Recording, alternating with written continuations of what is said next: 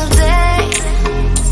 I'm gonna make something great. अस्सलामुअलैकुम वरहमतुल्लाहि वबरकातुहू।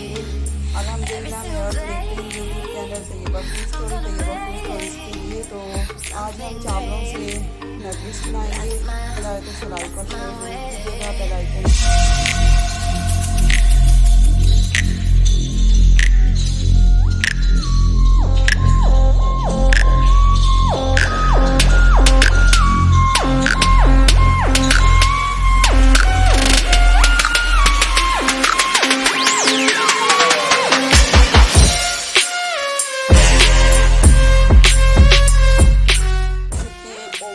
बना सकते हैं। आज के जो गेस्ट हैं आपके घर कोई नहीं सकता कि आपकी तारीफ किए बगैर वो आपके घर से वापस देखें।